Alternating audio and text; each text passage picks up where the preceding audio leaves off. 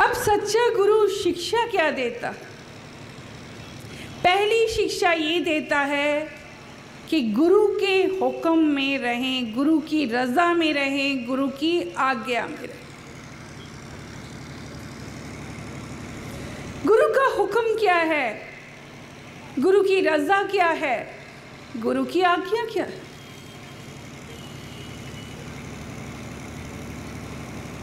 वो कुछ नियम,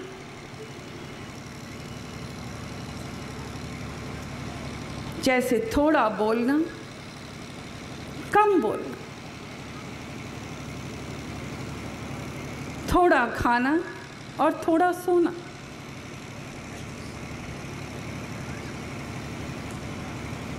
क्योंकि गुरु बचा रहा है।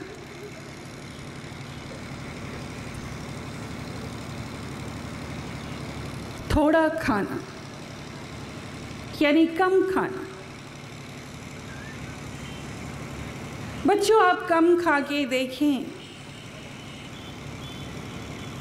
उसमें ज़्यादा तृप्त रहेंगे, ज़्यादा सुखी रहेंगे,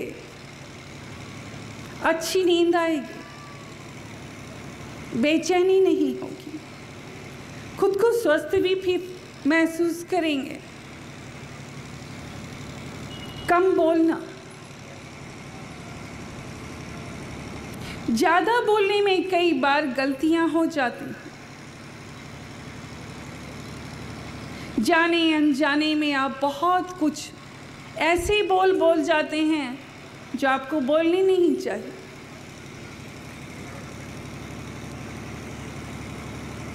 कम बोलने वालों से गलतियां कम होती हैं। और जो बोलते हैं सोचकर बोलते हैं, ज़रूरत पड़ने पर बोलते हैं। बच्चों, सच भी ये है, हर बात पे बोलना उचित नहीं और हर बात का जवाब दिया जाए ये भी ज़रूरी नहीं। जितना हो सके कम बोलें। गलतियां कम होंगी। कम सोना। कहते हैं जो जागत है सो पावत है, जो सोवत है सो खोवत है।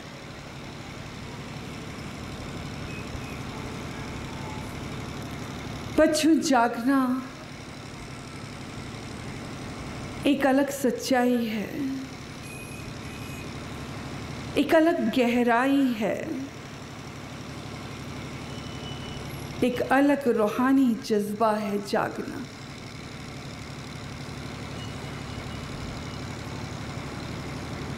उसके लिए जो सांसारिक लोग प्रयत्न करते हैं,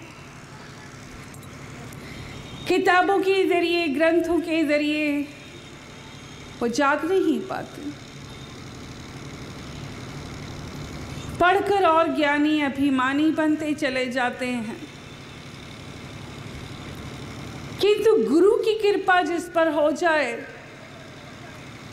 वो प्रेम के गोते लगाने लग जाता है, प्रेम के समंदर में।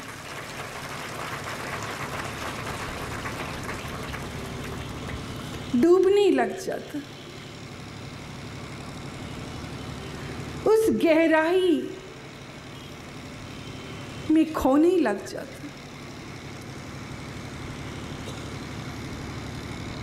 और सच मानिए, वही व्यक्ति जागता है, उसे समझ आती है क्या अच्छा है क्या बुरा है। ये आँख उसे गुरु की कृपा से मिलती, ये सोच, ये विचारों में परिवर्तन गुरु की कृपा से ही होता है। उसकी रज़ा ना हो तो आप एक भी कदम आगे नहीं बढ़ा सकते। तो जागना तो बहुत ज़रूरी है। ये सारा जगत तो सो रहा है, उन चीज़ों को एकत्र कर रहा है जो यहीं रह जानी है, जो आपके साथ जानी ही नहीं। जो साथ जाना है बच्चों, उसे एकत्र कीजिए, उसमें खो जाइए, उसमें डूब जाइए, तो असली नशा क्या है जिंदगी का उसे जान पाएंगे। असली खुमारी क्या है, नाम खुमारी नानका चढ़ी रहे दिन रात।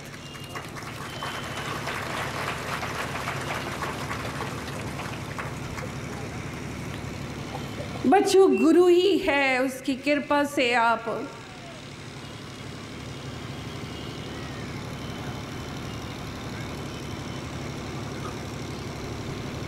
उठने वाले बनते हैं। हम अक्सर कहते हैं कि पहले अपनी आत्मा को भोजन दे, फिर अपने शरीर को भोजन दे। यानी प्रातः काल 4 बजे उठने का अभ्यास और प्रयत्न करें। बहुत से बच्चे प्रेमवश, अधिकारवश, जिससे प्रेम होता है उससे कह जाते हैं कि माँ आप उठा दिया कीजिए, और हम कहते हैं कि हम उठा देंगे।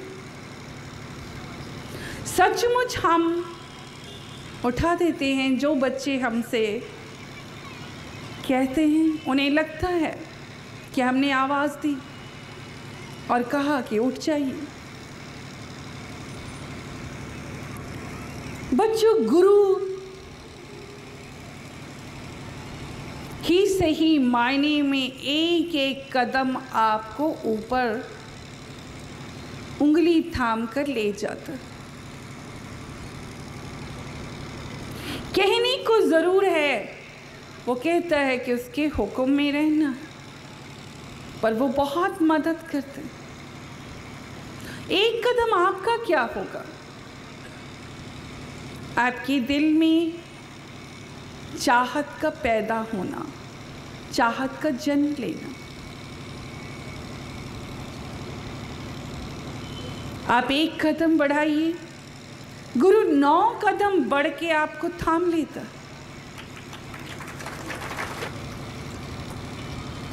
गुरु स्वयं हर कदम पे आपकी रक्षा और संभाल भी करते हैं। बच्चों, गुरु साहब के जीवन की घटना है।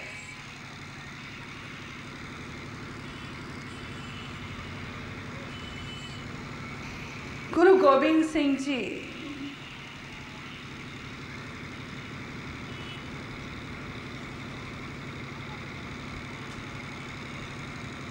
उनका एक शिष्य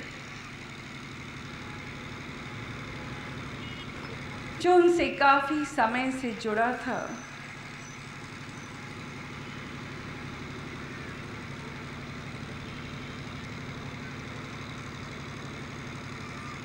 गुरु साहब के पास आया, नमस्कार किया और कहा कि गुरु साहब, मैं आज्ञा चाहता हूँ, मैं अपने पिंड, अपने गांव जा रहा हूँ, क्योंकि मेरी शादी है, मुझे आपका आशीर्वाद चाहिए।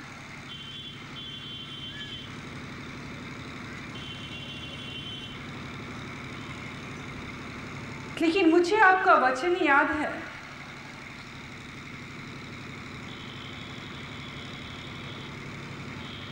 मैं आपके हुक्म में रहकर ही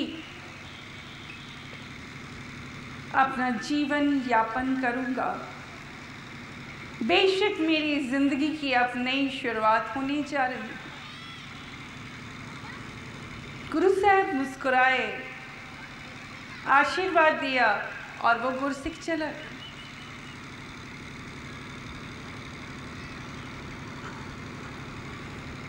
कहते हैं उस गुरसिक की शादी हो रही थी, फेरे लग रहे थे, सारी रस्म की अदायगी अभी बड़ी मुश्किल से पूरी हुई थी कि गुरु साहब का फरमान पहुंच गया।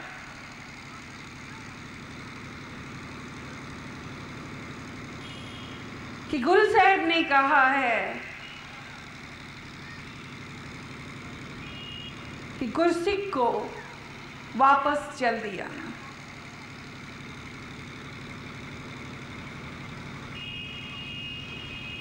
उस गुरसिक को जैसे ही गुरु साहब का ये फरमान, हुक्मनामा मिला, वो उसी पल गुरु साहब के यहाँ जाने के लिए तैयार हो गए। ये भी नहीं सोचा कि मेरी शादी हो गई है, मेरी पत्नी है या परिवार के लोग या और जो सांसारिक लोग आए हैं वो क्या कहेंगे।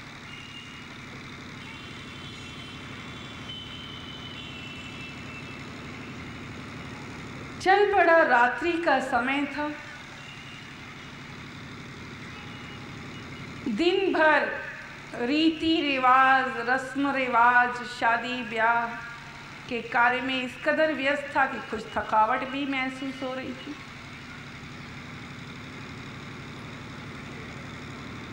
अब चलता जा रहा है।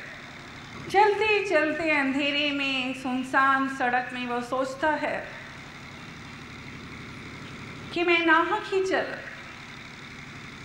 अच्छा होता रात वहीं गुजारता।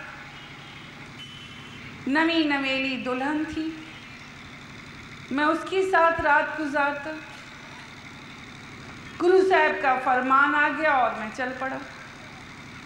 अभी कौन सा मैं गुरु साहब के पास पहुंच जाऊंगा। इन्हीं विचारों में खोया था कि एक बाजार सामने आ गया। चमकती हुई रोशनी, बत्तियां लगी, जहां गाना बजाना हो रहा था।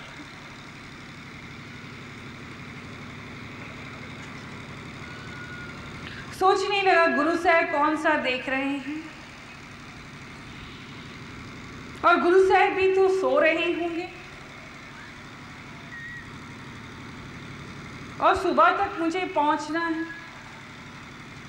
चल कि क्यों ना थोड़ी देर मैं गाना बजाना देख लूं, सुन लूं, आनंद ले लूं। अब वो जैसे ही द्वार तक पहुंचता है, देखते हैं द्वार पर एक द्वारपाल खड़ा है, बहुत लंबी चौड़ी पर्सनैलिटी। वो बाएं पकड़ता है, उसको पीछे धकेल दे। बहुत ही झटका लगता है। एहसास तो होता है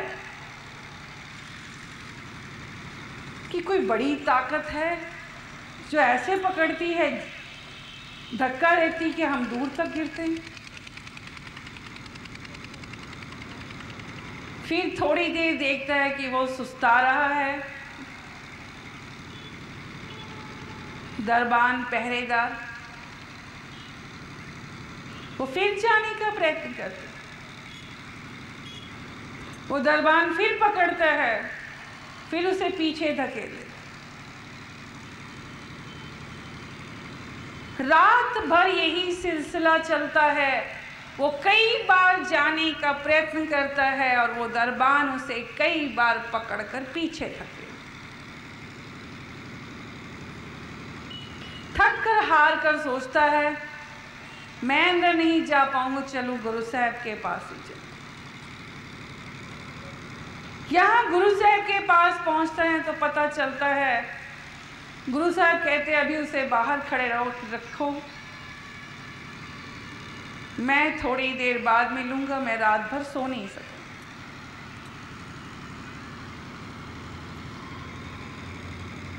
बाहर जब पता लगता है गुरु साहब सो रहे हैं तो मन ही मन सोचता है मुझे क्या जल्दी पड़ी थी कि मैं इनका हुक्मनामा सुनते ही, इनका फरमान सुनते ही चल पड़ा, और यहाँ गुरु साहब सो रहे हैं।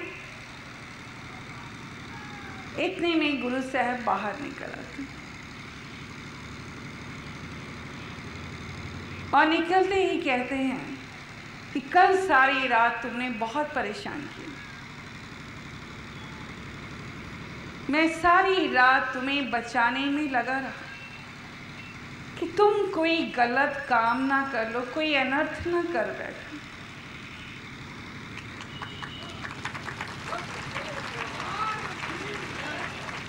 सारी रात मैं तुम्हारी पहरेदारी कर रहा था। बच्चों, आपको सच बताएं, आज ये सच है कि हमारे बच्चों की लिस्ट लाखों में है। जहाँ जिस शहर में गए उन बच्चों को अपना मान लिया, और उन बच्चों ने जब जब याद किया, हम हर पल उनके साथ रहे हैं और रहेंगे। आप सबसे भी ये माँ वादा कर रही है कि आप जब भी पुकारेंगे हमें हर पल हर घड़ी अपने नजदीक पाएंगे।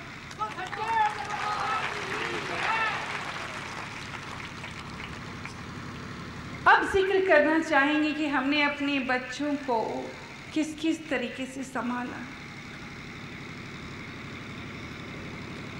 हमने भी अपने बच्चों को कई बार देखा कि वो गलत निर्णय करने लगते हैं,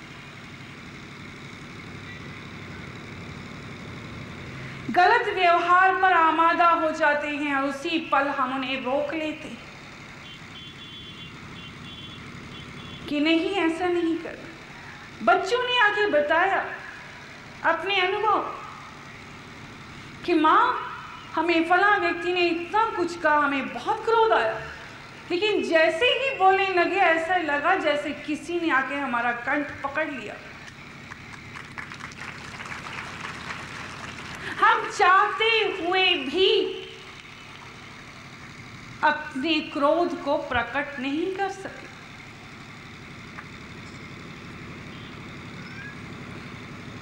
कई बच्चों ने बताया कि हम किसी को गलत पेमेंट करने लगे थे, गलत डिलीवरी देने लगे थे, वो व्यक्ति गलत था, हमें नहीं मालूम था। हम बिल्कुल तैयार थे, जाने को भी तैयार हो गए, पैसे भी रख लिए।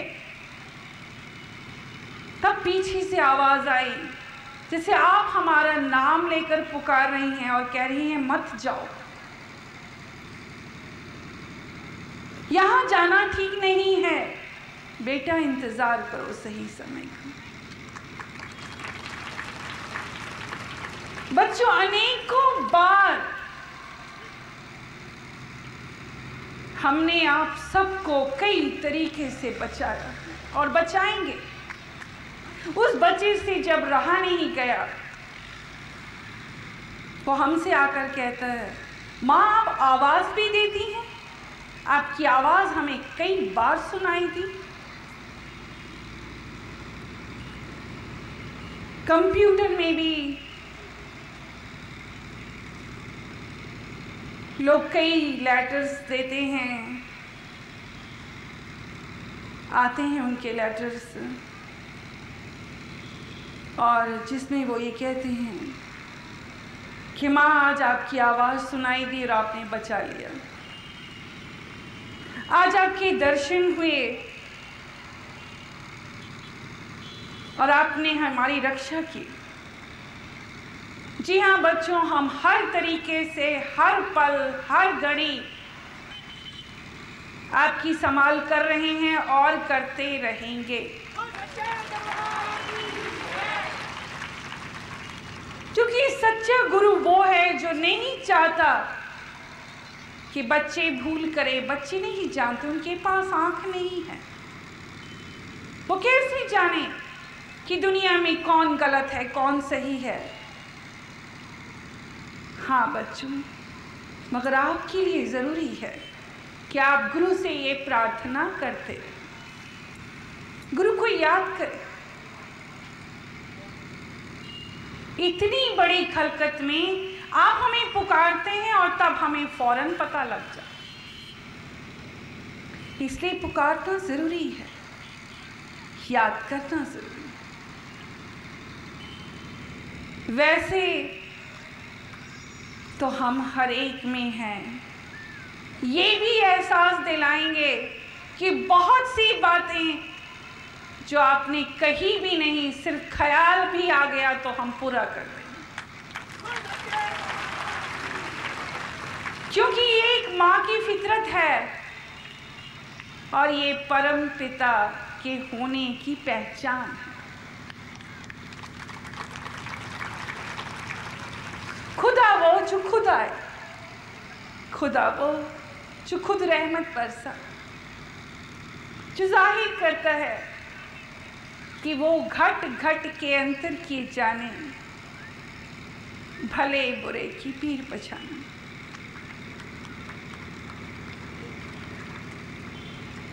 तो बच्चों, इस तरह गुरु हर पल हर घड़ी संभाल करके उस मार्ग पर ले चलता है। चरण चलो मार्ग गोविंद, मिटे पाप जपिए हर दिन। जहाँ गुरु ही सिखाता है, गुरु स्वयं उंगली पकड़कर उस रास्ते पर ले चलता है जो रास्ता है परमात्मा तक पहुंचने का। ये दुनिया तो भूल भुलैया है। यहाँ किससे पूछेंगे